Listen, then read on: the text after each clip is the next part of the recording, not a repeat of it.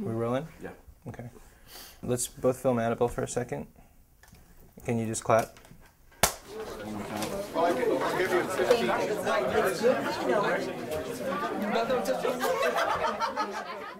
First of all, we walked into this room that's probably about the size of this living room, and that's the headquarters. I swear it was smaller than the student government office that we had when I was in student government. I was like, wow, this is really small. And then a very friendly woman said, oh, you know, you should fill out this volunteer form.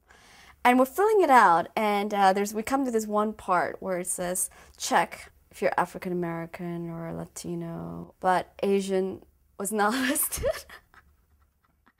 There was no box for Asian. Eric basically decides he's gonna create a box. And I think I did the exact same thing. And to this day, we're the only two people in their volunteers data system counted as Asian American. You think that's true to this day? Or To this day. Really? Just the two of us, because no one else created the box. And I'm trying to use this database to find more Asian volunteers. And the guy who's in charge is like, oh, I can help you. So he types in Asian American and you and I come up. And then he says, oh, there's this guy named Eric Byler. I'm like, okay, I know him. I guess when I found out that they weren't doing Korean American outreach, because I said, you know, I would like to do that, if you know, and I assumed that they were doing it. And when I found out they weren't doing it, I said, well, you know, do you mind if I try to put together something?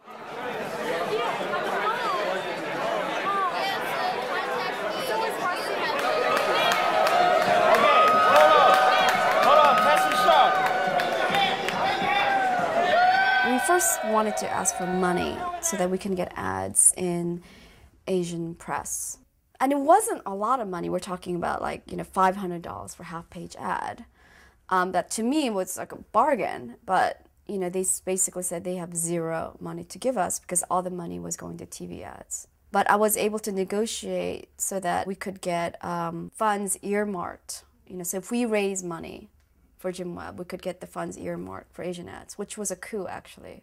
Another thing was that we felt like, you know, we should have a multicultural rally where we really show, you know, people in the minority communities really come out to support Jim Webb. Oh, wow. Hey, how's it going? How are you? Good. Are we in? Yeah, I'm just taping you guys. Okay. How was the rally? It was really good, actually. I was surprised. Real Virginians for Webb. It's a reference to the macaque incident when George Allen tells Siddharth, let's welcome macaque here to America and to the real world of Virginia. And so this is our rejoinder, like, okay, you know, you don't know real Virginia. Real Virginians look like this, and it includes everybody. And Virginia should be defined by values that we share, you know, and not like by what you look like. Virginia is a very diverse state. You know, it's like 15th most diverse state in the country. And just the population of Asians and Latinos is just exploding. And so that's the future, you know, diversity is the future of Virginia. And it's a reference to that as well, that, you know, our leaders are not acknowledging reality, they're in denial.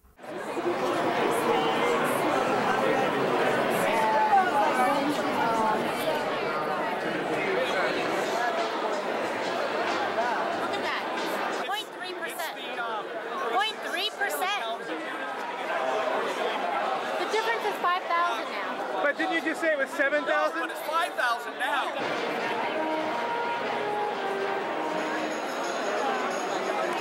We have 4 more districts in Richmond to get. Holy shit!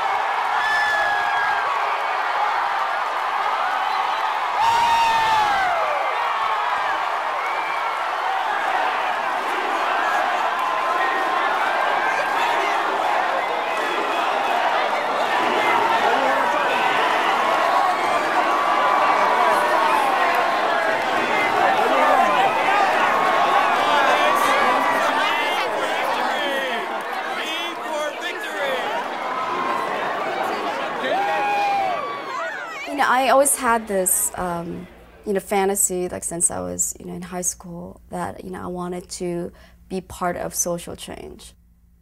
But you know, I think after a while, like as you get older, you just realize like that's just impossible. Like you don't dare to have such big dreams as you get older. And confronted with Cheney and Rumsfeld and Bush, you know, where they just seem so omnipotent almost, you know, that I think I just stopped believing that, you know, that kind of change was possible.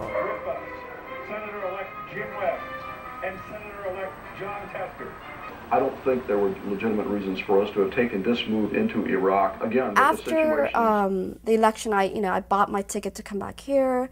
And I didn't know what was going to happen with this amazing group of people I worked with. And I didn't know that I was going to move until last Sunday night when people wanted to like say goodbye to me and also just talk about next steps for the group. And so very quickly they put together a little meeting, like less than 24-hour notice. And I thought maybe 6 to 10 people would show up to say goodbye, like the core group. But we had over 30 people show up to that meeting. Half of the people there I didn't even know, like I've never seen before. They're totally new people who knew about what we were doing, bought our t-shirts, and they were so excited about the possibility of this group. And that's when I knew there was a movement. I made that commitment that night, like this was it, like I'm going to fully commit.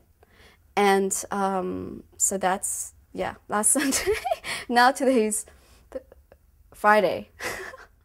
I guess what's really amazing is just that because I feel so confident and determined that it's possible, that it's having this kind of contagious effect on other people.